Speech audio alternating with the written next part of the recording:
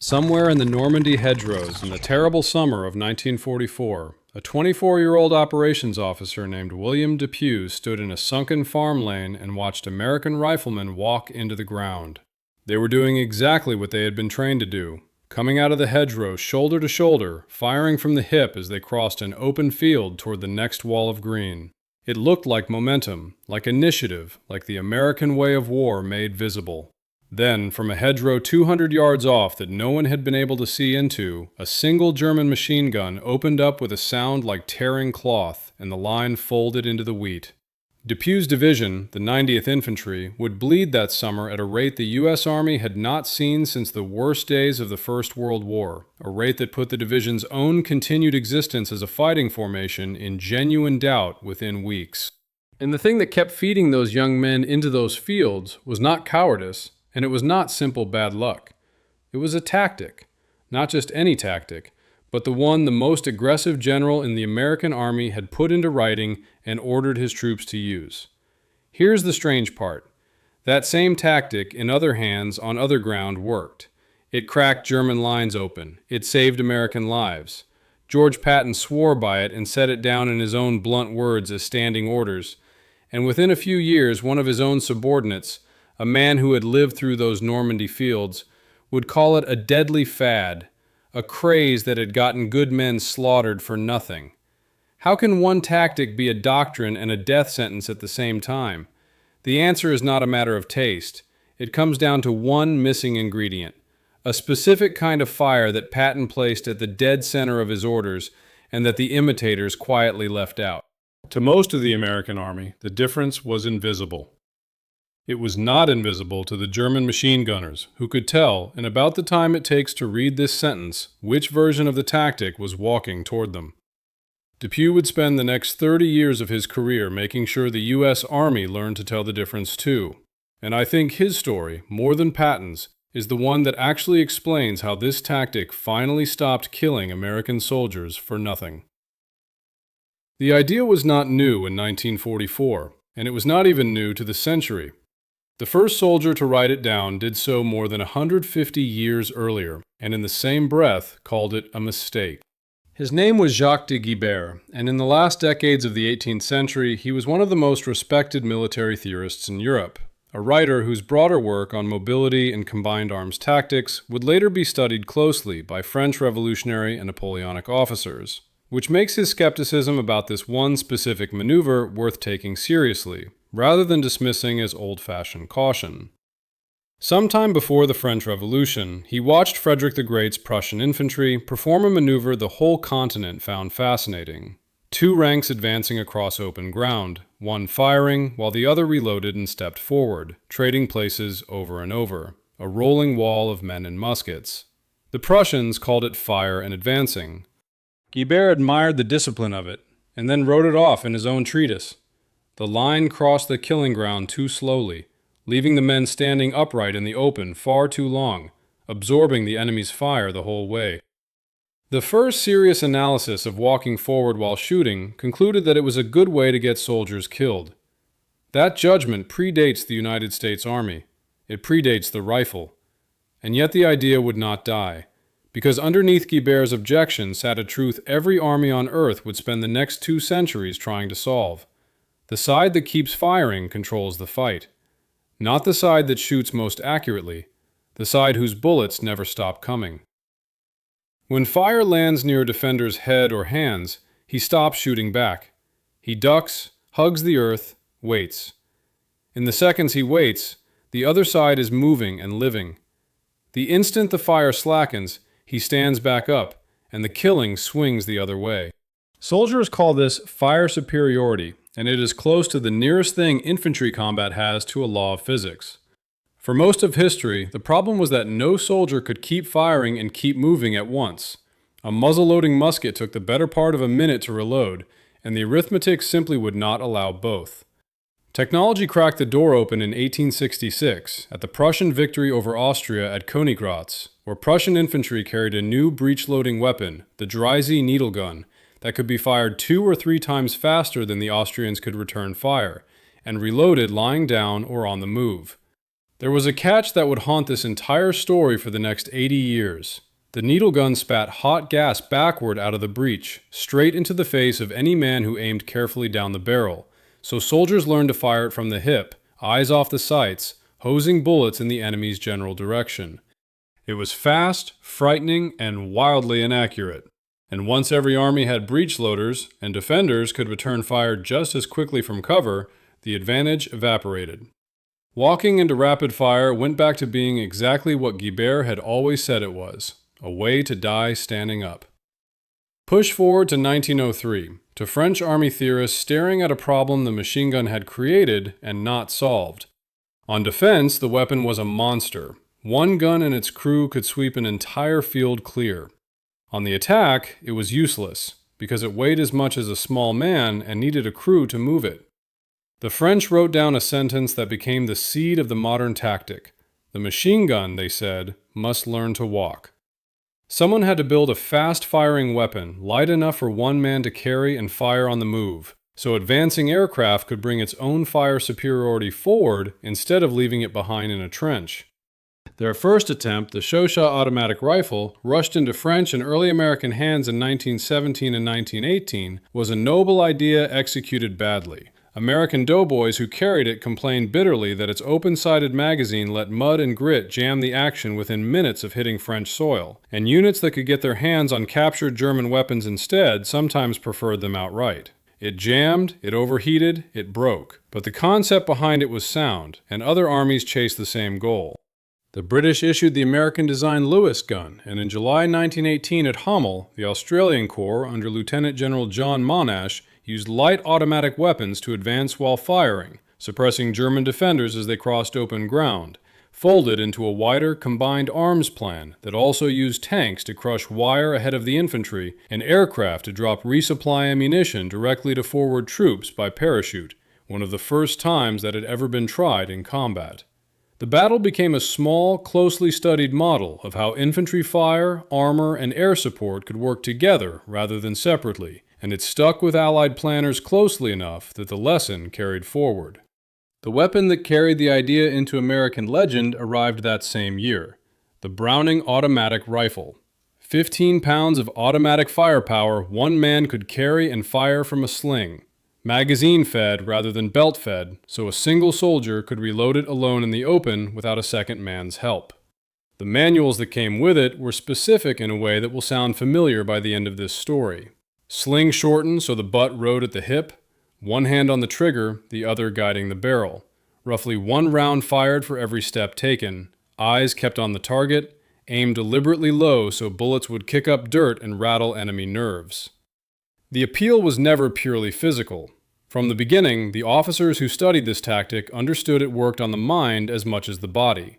A defender who hears bullets cracking past his ears assumes he has been spotted, and a man who believes he has been spotted keeps his head down and stops aiming. Marching fire was, in part, a bluff. Much of the shooting aimed at nothing in particular, at hedges and folds of ground where the enemy merely might be. But the noise of it told every man within earshot a lie he was inclined to believe. We see you, and you are about to die. Here is the detail that the imitators of 1944 would forget, and it was printed right there in the American manuals of the early 1920s. Marching fire was never meant to be used everywhere. The Reserve Officer's Manual of 1921 drew a hard line. Automatic riflemen could walk and fire from the hip, but the ordinary riflemen beside them were expected to halt, aim, and fire each shot from the shoulder. The Navy's Landing Force Manual that same year restricted the tactic further still, reserving it for situations where the enemy line was clearly defined and the range under 200 yards, and judging it more appropriate to dense woods than open ground. The men who first wrote this tactic into American doctrine understood exactly what Guibert had understood a century and a half earlier. This was a narrow, specialized tool for a narrow set of problems, and using it in the wrong place, in the open, against a hidden and ready enemy, meant turning your own riflemen into stationary targets all over again. The tactic entered the American Army with its own warning label stitched into the manual, which raises the real question of this story. If the danger was known from the very beginning, How did a narrow, careful tool become, in some American units, almost the only way they knew how to attack? The answer is that it found a champion, a man who understood its power more clearly than almost anyone in the army, and who was also the single most impatient, most aggressive senior officer the United States put in the field.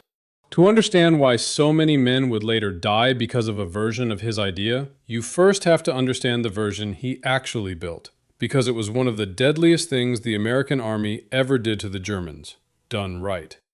Start with a fear that quietly haunted the American high command for years, the suspicion that most soldiers, in the actual moment of battle, never fired their weapons at all. A claim an Army combat historian named S.L.A. Marshall made after the war, and one that later historians, most notably Roger Spiller, found little solid evidence for when they went looking through Marshall's own interview notes. True or not, the fear it captured was real. American generals in 1944 genuinely worried that the hardest part of combat was not marksmanship, but getting a frightened man to pull the trigger at all. Look at Patton's case for marching fire in that light and it snaps into focus. He gave 3 reasons for the tactic, and only one was about the enemy. Troops using it kept moving instead of getting bogged down. It thinned and spoiled the enemy's return fire. And, the reason about his own men, this simple physical act of shooting gave a soldier confidence. A man walking forward and firing is a man doing something, and a man doing something is not a man frozen in a ditch waiting to die. In April 1944, weeks before Third Army would be unleashed across France, Patton distilled his entire philosophy of combat into a document sent to every corps, division, and separate unit under his command. Letter of Instruction Number 2, one of the plainest spoken documents in American military writing. Buried in the section on infantry is the passage this whole story turns on. Infantry must move to close with the enemy, he wrote, and it must shoot in order to move. Use marching fire, he ordered. It reduces the enemy's accuracy and increases our own confidence. Fire low, he told them, because ricochets make nastier sounds and worse wounds. And he laid down the rule as coldly as he ever wrote anything. To halt under fire is folly. To halt under fire and not fire back is suicide. If that had been all Patton wrote, his own subordinates would have been right to bury the idea alongside him. It was not all he wrote, and the part that follows is the part the imitators skipped, the actual hinge of the entire story. In the very next breath, Patton told his men where the real killing came from, and it was not the walking riflemen. The heavy weapons, he wrote, set the pace of the whole advance. The job of the rifles and light machine guns was not to win the battle by themselves, but to move the heavy weapons forward so the heavy weapons could do the killing. The men walking and firing were the moving part of a much larger machine, buying time and space with their bullets so the mortars, the tripod-mounted machine guns, the tank cannon, and the artillery could get into position and stay in action. Patton was fanatical, almost violent about one point above all, that supporting fire must never fall silent. Somewhere in that same letter sits a line that deserves to be carved over the door of every infantry school in the world. Mortars and artillery are superb weapons when firing, and junk when silent. See that they fire. He spelled the mechanics down to the ammunition count.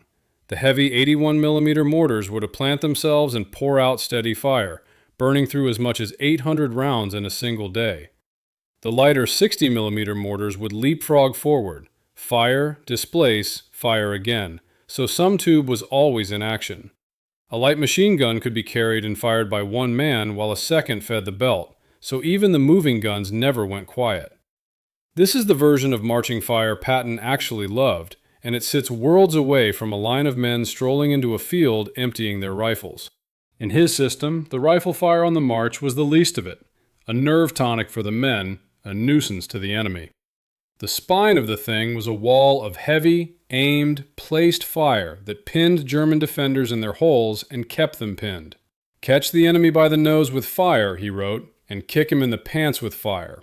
Fire from the front to hold him, fire and movement to get around and behind him. It was never a charge. It was a relay of overlapping fire in which no gun was ever allowed to stop. A pint of sweat, he promised his officers, will save a gallon of blood. Done that way, on the right ground, it produced fewer casualties than a slow, cautious advance, because the Germans could not lift their heads long enough to aim, and Patton's own iron rule was that casualties rise in direct proportion to how long a man spends under effective fire. Speed, in his system, was a form of armor. The walking firing line was never the weapon. It was the delivery system for a much larger weapon that never stopped shooting.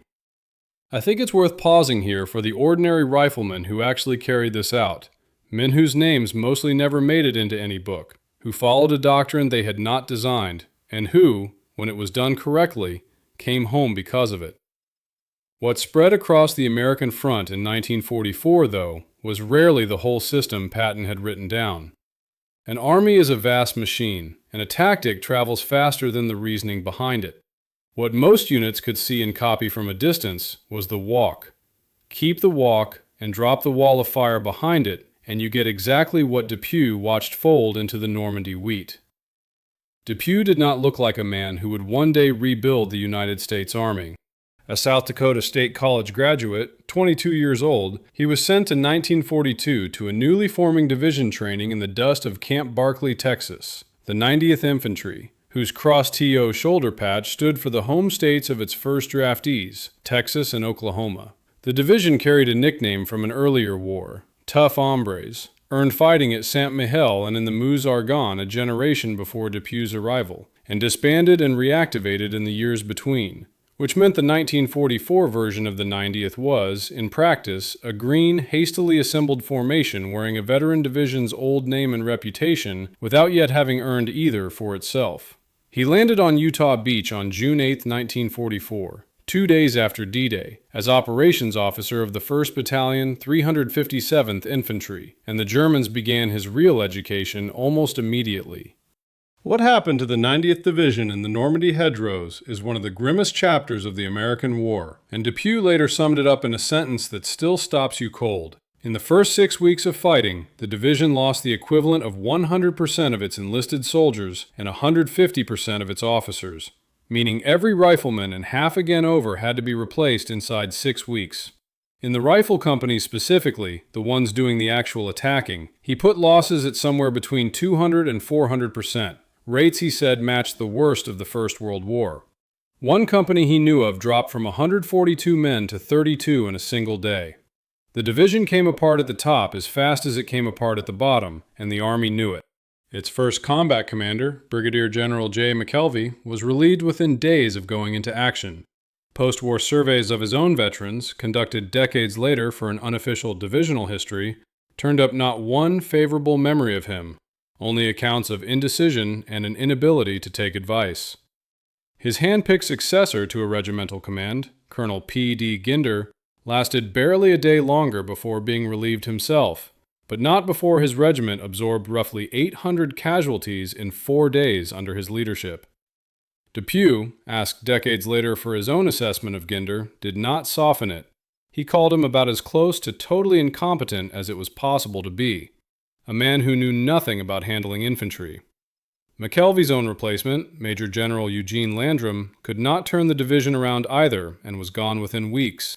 Theodore Roosevelt Jr., the president's son and a hero of Utah Beach, was slated to take command and died of a heart attack on July 12th before he ever could. By midsummer, Bradley's own headquarters was seriously weighing whether to dissolve the 90th Division entirely and parcel its survivors out as replacements to other units, and reportedly told the officer he finally sent to fix it that they would make the division work if it meant relieving every senior officer in it.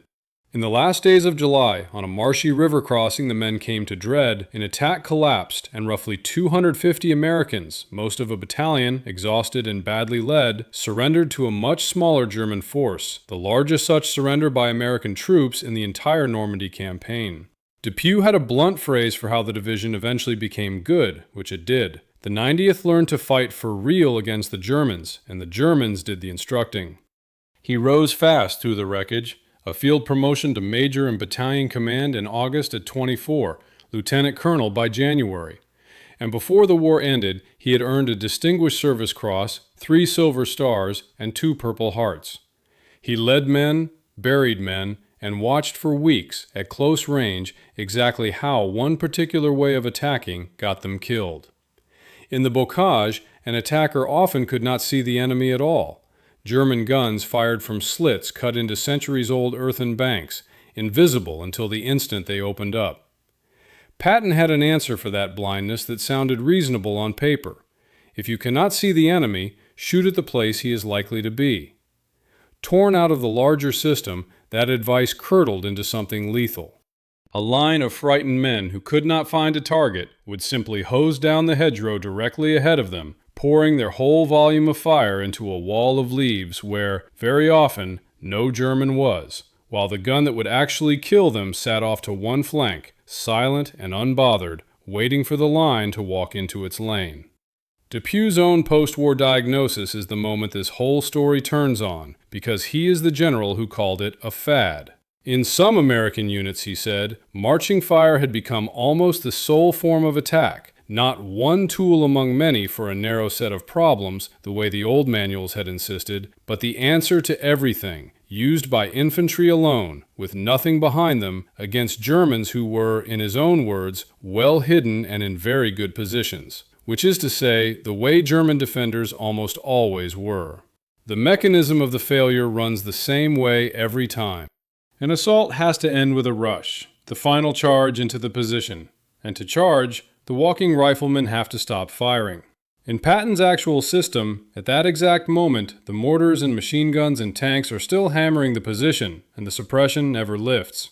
In the fad, there is nothing behind the walking men, so the suppression they carried with them vanishes the instant they need it most, and the enemy rises out of his foxholes and opens fire at the precise second the attackers are most exposed.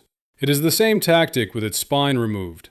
The suppression that makes marching fire survivable does not come from the men who are moving. It comes from the men standing still, the mortar crews planted in one spot, the machine gun teams on their tripods, the tanks and artillery whose fire never wavers because they never have to stop to advance. Get that backward, and the most carefully hedged tool in the infantry manual becomes a machine for feeding your own men into German guns. There is a detail from later in Depuy's career that I think belongs here even though it happened years after Normandy, because it shows the lesson taking permanent shape in his mind. In 1958, as a colonel, he published an essay in Army magazine called 11 Men, One Mind, laying out what became known as battle drills, traveling, overwatch, bounding overwatch, a simple, repeatable choreography for how a small infantry unit should actually move under fire, with part of the squad always stationary and covering while the rest moved. It reads, in hindsight, like Normandy translated directly into training doctrine, more than a decade before he ever had the institutional power to make the whole army adopt it. The lesson did not arrive fully formed at Fort Monroe in the 1970s. He had been working it out on paper since at least 1958, and living it since 1944. And there was someone on the other side of that hedgerow who understood Patton's idea just as precisely, in real time.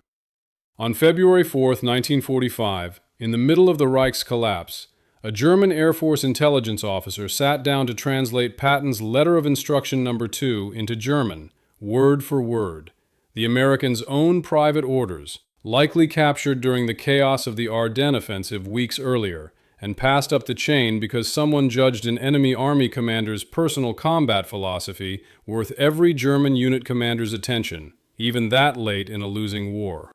A copy of that translation survives today in the German Federal Military Archive at Freiburg, covered in an anonymous officer's pencil marks.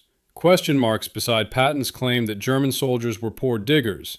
Question marks beside his claim that they were inferior with the bayonet. Small, dry disagreements, the way anyone scribbles in the margin of a book that is making them angry. We do not know the reader's name or rank. We know his mind, because it is right there on the page in pencil, 80 years later. What he did not question, tellingly, were the passages on fire. He underlined them. He studied them. The Germans understood this tactic perfectly well as an idea. That was never their problem. Their answer to it was not intellectual. It was mechanical, and it sat waiting in nearly every hedgerow in Normandy, and it may have been the single most efficient killing machine the infantry war produced, the MG-42, which American soldiers called Hitler's buzzsaw.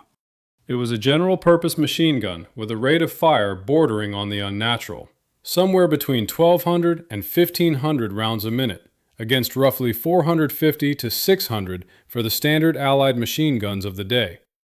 Part of what made it so dangerous was not just its rate of fire, but how it was built. German engineers designed the MG42 around stamped and pressed sheet metal parts rather than the machined components older weapons required, cutting the man-hours needed to produce each gun roughly in half compared with its predecessor, the MG34.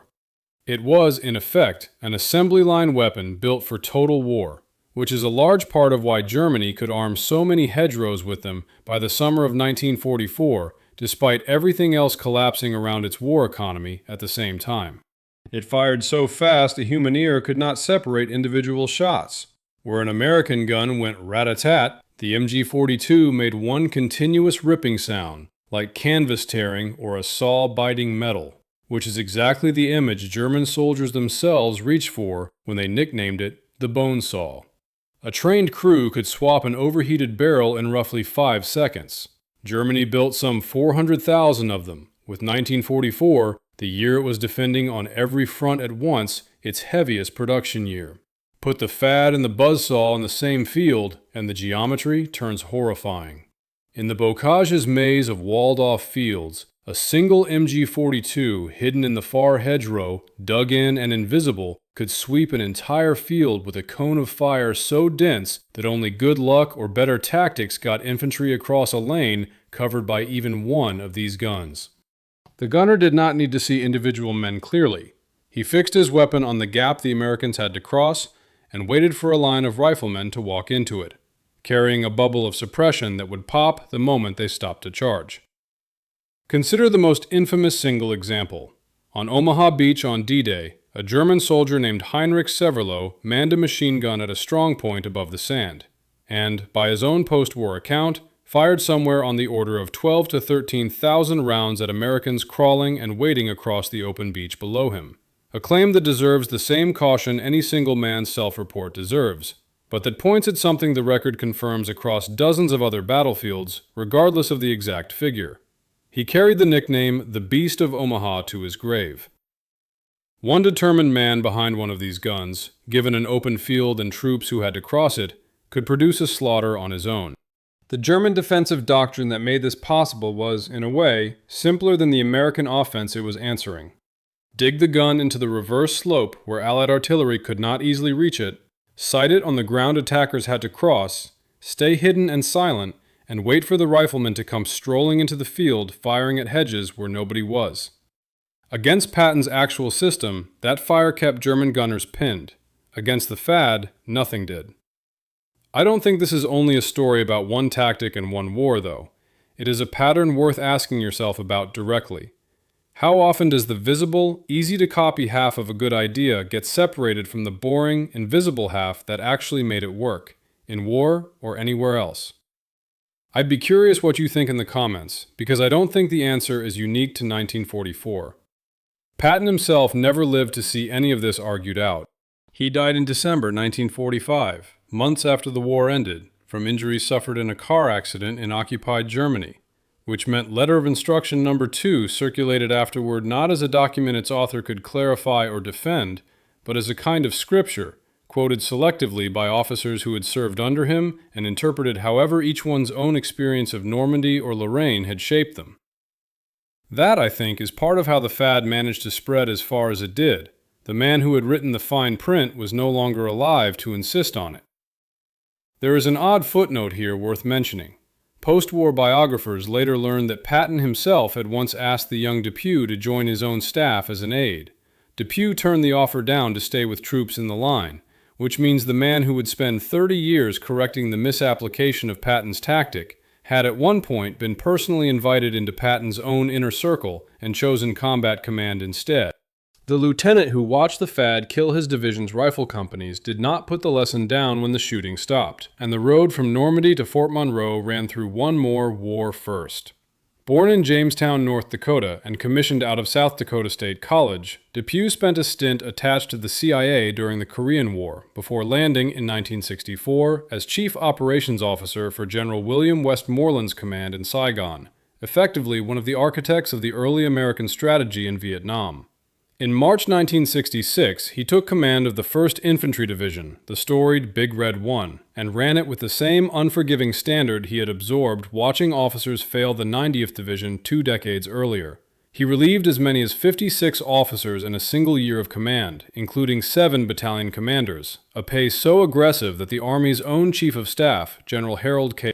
Johnson, remarked that if every division commander fired people the way Depuy did, the Army would run out of lieutenant colonels and majors. It earned him a reputation, fairly or not, as an arrogant and unforgiving tyrant, and it is worth sitting with the fact that the same instinct that made him a difficult commander in Vietnam was the direct descendant of what he had watched happen to the 90th Division's rifle companies in 1944, when incompetent leadership was allowed to stay in place far too long at an enormous cost in lives. He also, during that same Vietnam command, established a scholarship fund for the children of 1st Division soldiers killed in action, a fund that outlived him and still operates today as the 1st Infantry Division Foundation. Married to Marjorie Walker of Salem, Virginia, he raised 3 children across 4 postings in occupied and Cold War Germany, a domestic life that ran almost the entire time, alongside the professional argument he was quietly building in his own head about what had gone wrong in Normandy. In 1973, 3 years after leaving Vietnam, the Army handed him something close to a blank check to rebuild its doctrine from the ground up. On July 1st of that year, it stood up a new command at Fort Monroe, Virginia, with authority over how the Army trained and how it thought about war, and made Depuy, now a 4-star general, its first commander. The lieutenant who watched the 90th Division walk into German guns was now the man responsible for making sure it never happened that way again. He pulled together a small team of officers who met in a converted boathouse at Fort Monroe, known half affectionately as the Boathouse Gang, and with his deputy for training, Major General Paul Gorman, set out to rewrite the Army's capstone manual on operations, Field Manual 100-5. A document whose lineage ran back to the reforms after the Spanish-American War.